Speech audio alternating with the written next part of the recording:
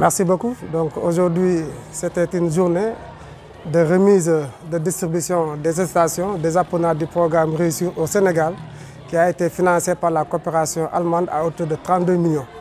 Il faut dire que cette formation a démarré depuis le 14 novembre. Donc elle s'est étalée sur 7 mois. Donc elle comporte deux filières, la filière horticulture qui a enrôlé 40 apprenants et la filière aviculture qui a enrôlé 30 apprenants.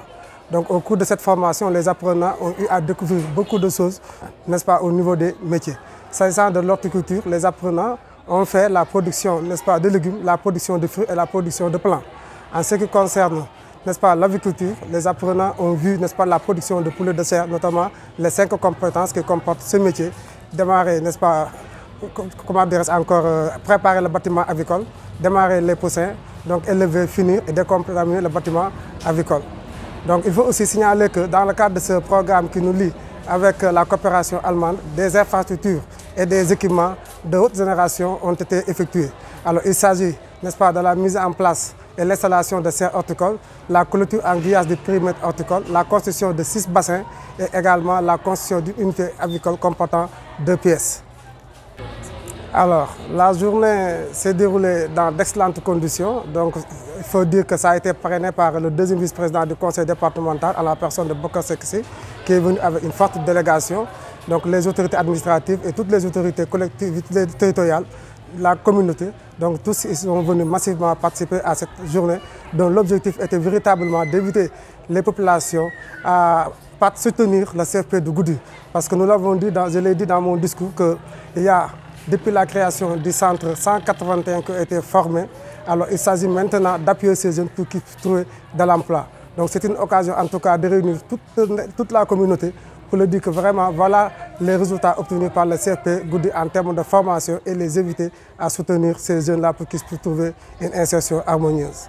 70 jeunes ont été formés. Alors la suite, c'est le suivi. La suite, c'est le suivi parce qu'il faut rappeler que ce que nous avec le programme, ce n'est pas seulement la formation, mais la formation et l'appui à l'insertion.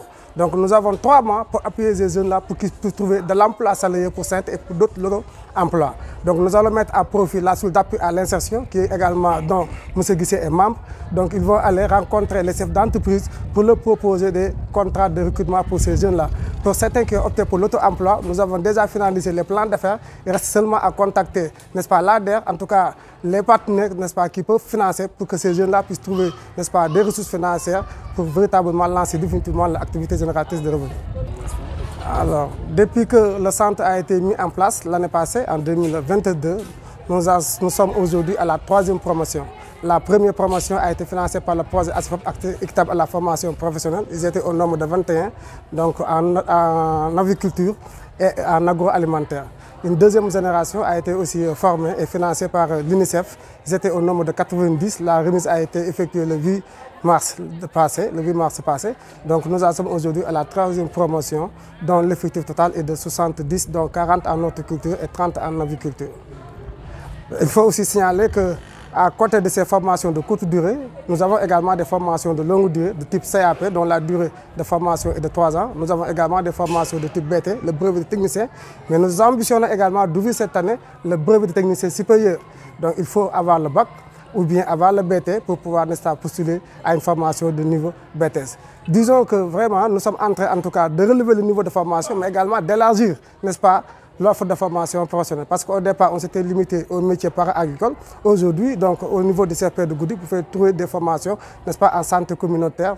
Nous avons recruté la première cohorte dont l'effectif est de 25. Le message, c'est de vous remercier, vous, la presse, particulièrement. Donc, vous avez vraiment couvert la manifestation du début jusqu'à la fin. Vous êtes des partenaires naturels du CFP de Goudiri. Nous invitons également l'ensemble, n'est-ce pas, des jeunes à venir, n'est-ce pas, trouver une formation au niveau du centre de formation professionnelle de Goudiri. Les formations sont gratuites, c'est comme le lycée, c'est comme le CEP. Il suffit juste de payer les frais d'inscription pour avoir une formation de qualité, n'est-ce pas, au niveau du centre de formation professionnelle de Goudiri. Alors remercier également les autorités locales, les autorités administratives, remercier l'ensemble de mes collaborateurs, la cellule d'appui à l'insertion, le chargé des partenariats, donc le gestionnaire, donc les formateurs. Alors cette année, ils ont démarré le cours depuis le mois de septembre. Ils ont écouté vraiment leur vacances pour venir démarrer le cours. Donc vraiment, c'est un bel exemple de patriotisme, de sacrifice, donc de dévouement qu'ils ont, n'est-ce pas, montré, n'est-ce pas, aux autres.